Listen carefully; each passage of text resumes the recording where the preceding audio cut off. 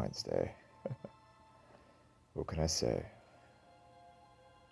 Despite all the perceived corniness and sappiness that our culture often projects, our society often projects onto the day, it still is one of my favorite holidays of the year.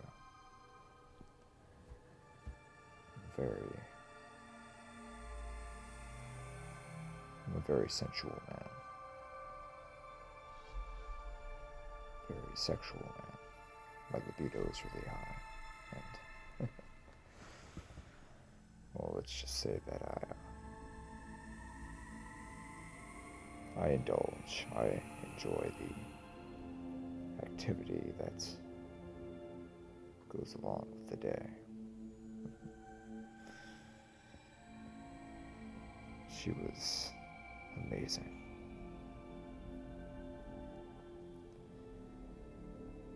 About 2 weeks ago, I met her at a bar. She was just incredible. Dark red, maroon, velvet dress covering just incredible curves. Curves you don't even see on the damn highway or the interstate. Just an incredible body. This hypnotic hazel eyes and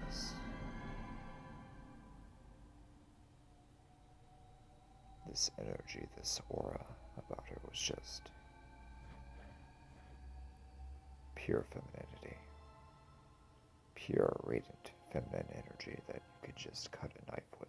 It's just everything about her was incredible.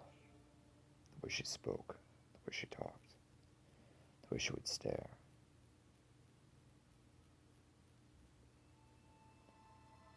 It just happened to be Valentine's Day. A couple weeks later, and I figured I'd shoot my shot and have a pleasant night with her. Pulled out all the stops, got some lingerie that was her size, got a couple bottles of wine, got some chocolate covered strawberries, chocolates, hot oil massage, lots of condoms, candles all over the place, love mix ready to go on my stereo system, everything was laid out perfectly. I met her at this steakhouse restaurant, and we just sat there and talked for hours and just gazed at each other, admiring each other, looking into each other deeply.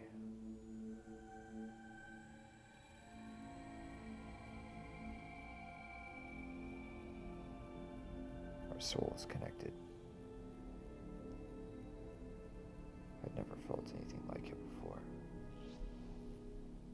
or since. She was amazing.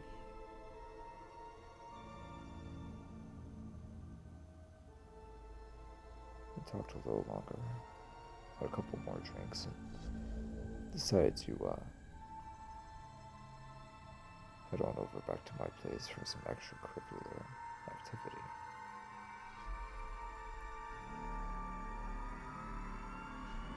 We fetched an Uber back and made back to my house. We opened the door and we walked right in. The place was already dimly lit, very atmospheric. We switched on some Enigma that really gave rise to the mood, really set the tone for the night. She smiled, pleased and intrigued at the same time. God, I love Enigma. Well, you've come to the right place, I smiled. We sat on my couch for a little bit and spoke a little longer. I offered her a glass of wine and she approved, and I got one for myself as well. We sat there and spoke for a little bit. How long have you been in town for? About 2 years, she answered. How long have you been here? A little over 3. I enjoy it quite a bit, but sometimes it lacks pizzazz, lacks spice and flavor. Oh, really? In what way? Well, sometimes the residents aren't really, shall we say, diplomatic all the time. Really? We sat there and talked a little longer.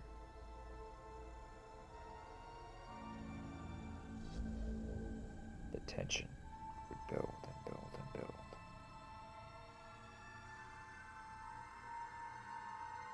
We'd stare into each other's eyes. I put my arm around her shoulder.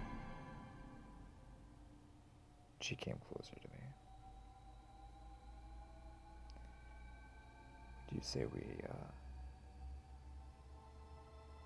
enjoy our night? Sounds great to me, she answered. Our lips locked, and we began to kiss.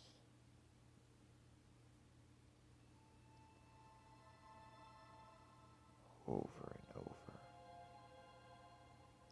Our lips and tongues caress each other's face.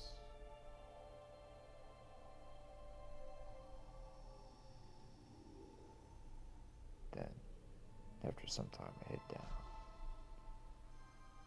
my fingers lightly caressing her neck.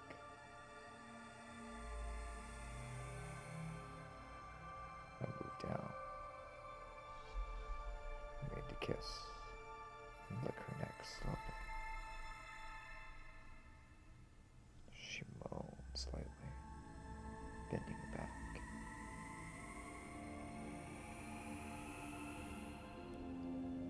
Yeah, that's it right there, she whispers.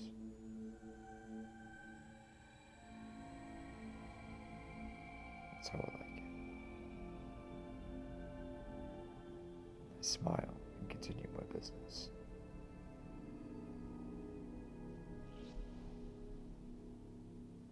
I move down to her breasts. I caress, kiss, and lick. Her moaning intensifies, growing louder and louder.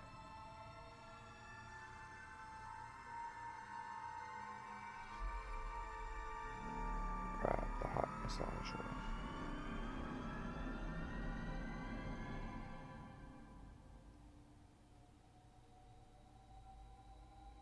And I drip the liquid onto her exposed skin of her breasts. And I begin to massage and caress once more. Our eyes lock.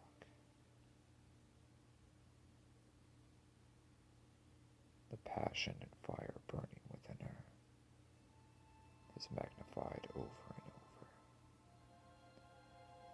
She can't get enough, and neither can I.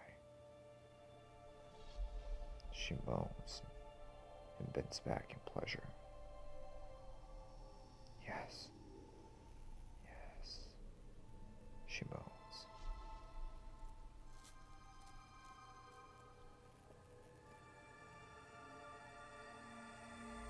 I kiss her again.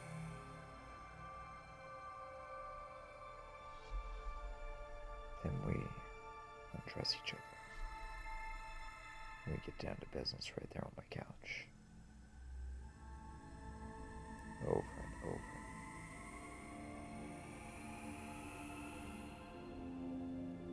Plateaus and peaks of pleasure. Over and over. Non-stopping.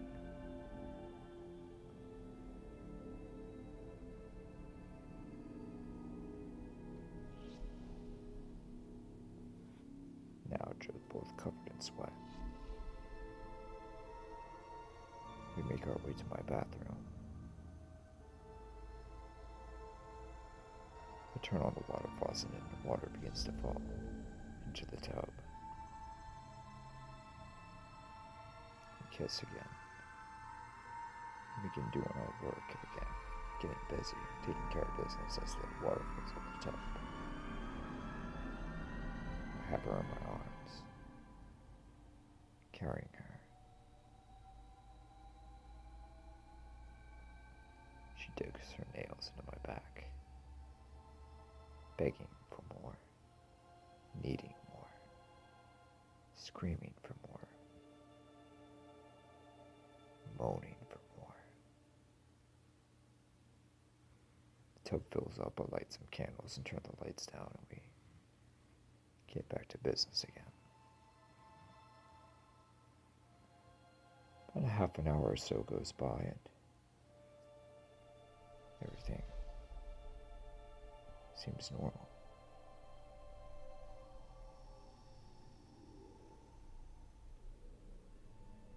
And then she climaxes one last time and falls limp into my shoulders. Oh, baby, I can't take anymore. She kisses me. God, you're such a stud. I giggle. How was it for you? She asked. Amazing. I smile while kissing her hand. Her hand rubs against my face as we begin to make out once more. You're amazing, I say to her. No, you are. She laughs.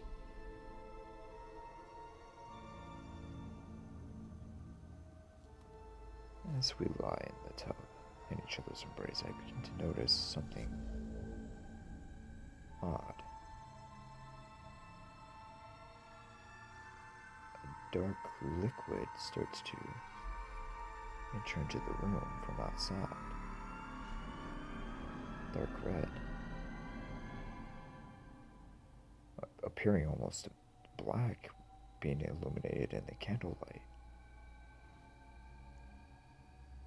Coming from the door outside.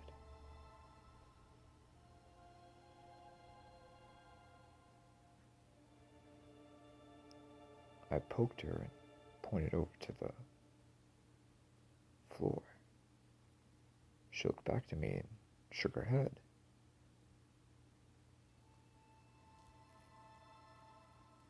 Legitimately puzzled, not knowing what to make of it. What the hell? I shrugged my shoulders. I don't know.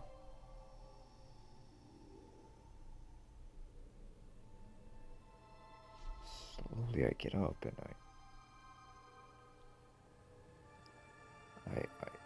I open the door. Right before me is an open heart box of chocolates with a human heart inside of it. An actual human heart dripping blood inside of the box. Right outside of my bathroom threshold. I queeze, I freeze, I don't know what to... What the hell? I screamed. Brooke jumps out of the bathtub and she screams. Oh my god, what the fuck? Drew, what the fuck is that? What the fuck? She becomes hysterical and buries her face in my shoulder. I don't know, I didn't hear anything, I didn't. Because it appeared like there was no commotion, no sound or of any windows breaking or any door being opened or anything. Drew, what the fuck? Brooke screamed once again. I don't know. We gotta get the fuck out of this house now.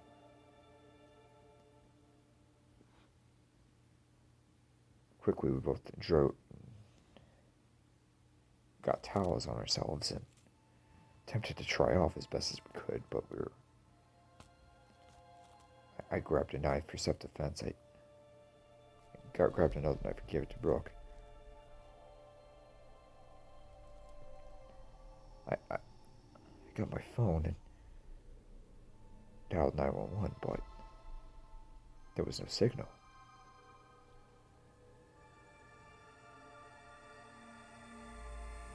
Brooke tried the same for her phone, but she got no single signal as well.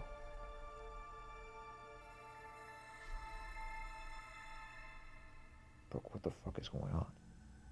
I don't know, Drew. This is crazy. Let's get out of here now. We both stormed toward my front door. I attempt to open it, but it won't open. I rammed the door. I kicked the door. I do everything that's necessary, but it won't open.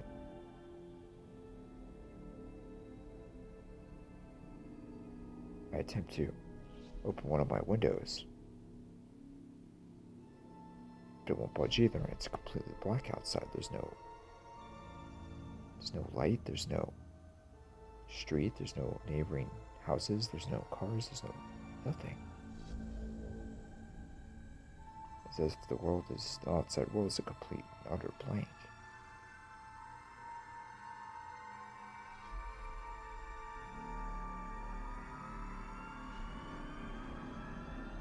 Drew, what the fuck is this? I shook my head, hysterically. I tried to grab something heavy so I can bust out one of the windows to try to get out. But I got my baseball bat. I swung as hard as I could out the window, but it wouldn't budge. It's almost like I was hitting the bat against cement and not glass. Fuck, I screamed. No, both of us were just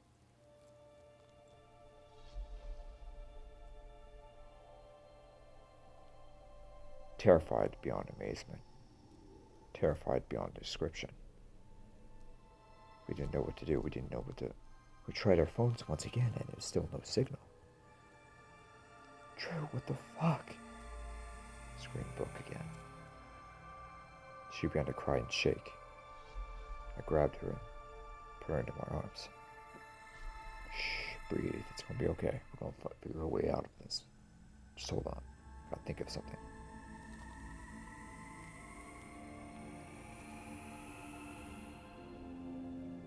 Again, I tried going up my attic, but the door wouldn't open. Fuck! I screamed.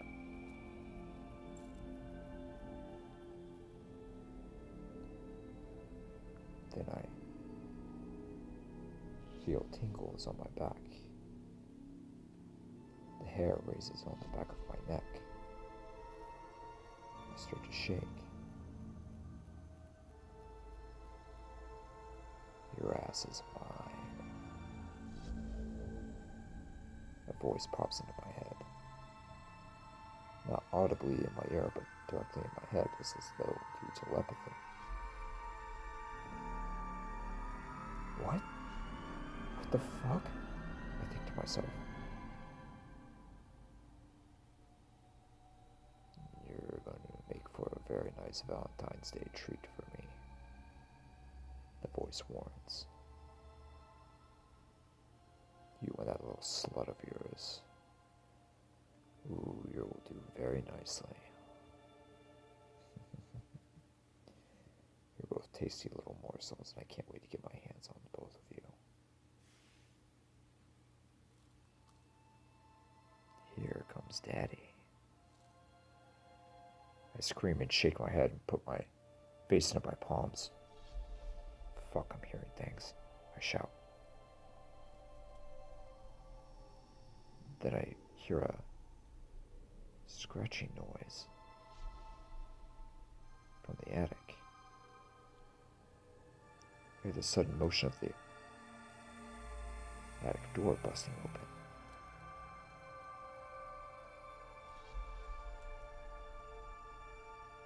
I look. Brooke's still in my arms. There's this thing, this man. He's gigantic. He's 6'4", 6'5". He's in this these red cloak drapes.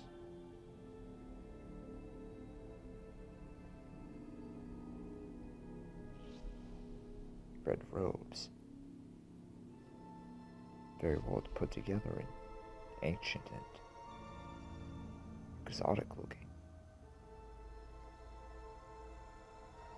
The man is pale, muscular, long black hair and a fine, long black beard.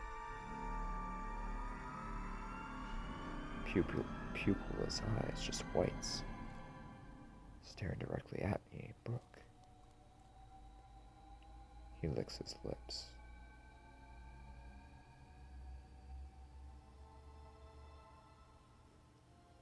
Takes off his robes and reveals a shocking suit of armor. Red from head to toe.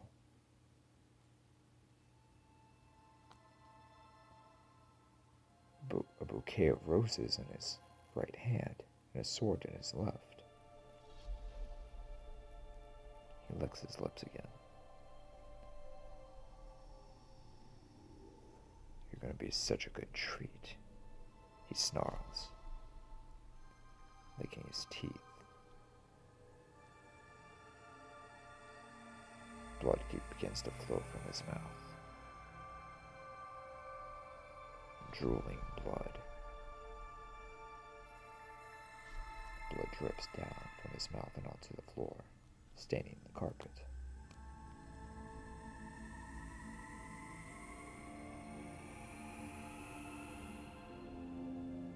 Brooke and I both freeze. We don't know what to make of the situation. We don't know what to do. Then, the man sheathes his sword. He grabs the heart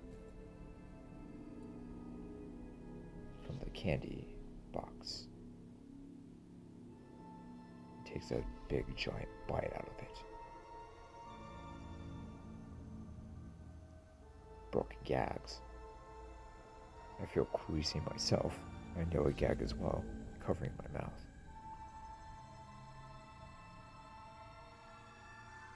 Slowly and pleasurably, the man consumes the heart, eating it and stuffing it down his mouth, licking his lips, and licking his fingers of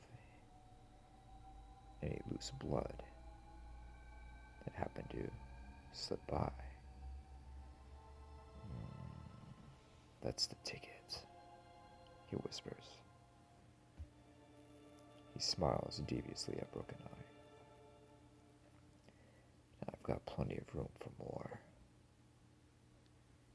He unsheathes his sword once again and makes his way over to us.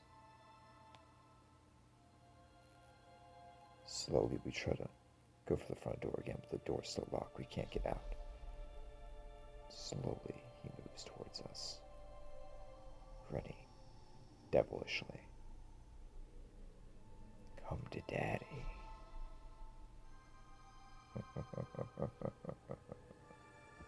He laughs. Get the fuck away! Get the fuck away! Screams Brooke. She manages to slip out my grip and does a teep kick to his midsection, but he doesn't move. He doesn't even try to block it, he just lets her do it, and she doesn't even budge him. She's frozen there, their right foot on his midsection, with him just smiling at her.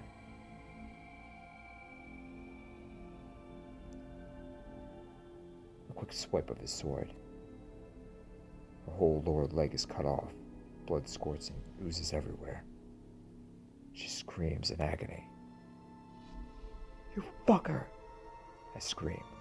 I lunge at him with my knife, but he parries with his sword and cuts my dominant hand off along with the knife.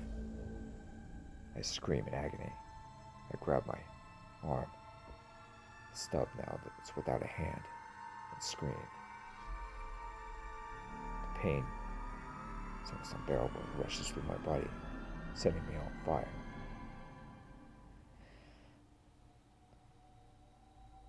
"Now for the fun part," he whispers. Digs his sword into Brooke's chest and begins to carve the heart out of the chest cavity. She screams and begs. Blood gushes out of her mouth. Blood oozes out of her body. After several seconds, she couldn't take anymore and she falls cold dead.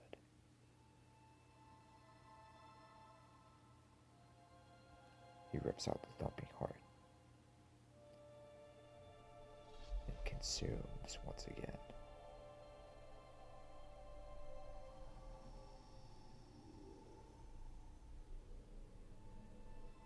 I scream. I lunge for the knife once more.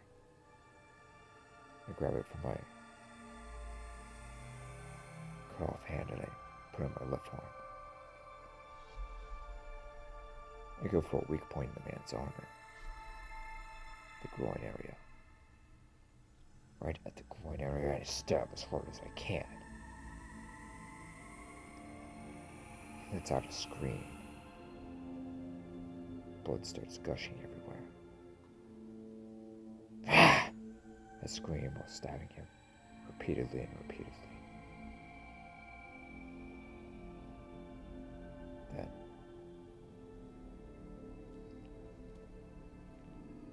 I awake. I'm still in the tub with Brooke. She has her head against my chest and she's dozed off as well. I get my wits about me and quickly scan the room. Okay, no blood on the floor, no. Okay. My God, what a fucking nightmare, I say to myself. It's crazy.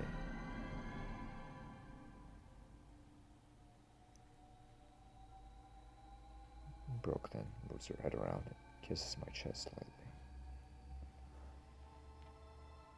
"Thank you for such a good time," she says lightly. I kiss her on the forehead and I agree. Then I notice the reflection on the mirror. It's the face of the man, smiling. He has a bottle of wine in his hand and he pours it into a glass. He nods his head slightly, raises his glass in the cheers position and slowly begins to drink. He smiles once again and fades out of the reflection. I look up again and there's a bouquet of roses on the sink with a card that reads, "Happy Valentine's Day. Make me proud.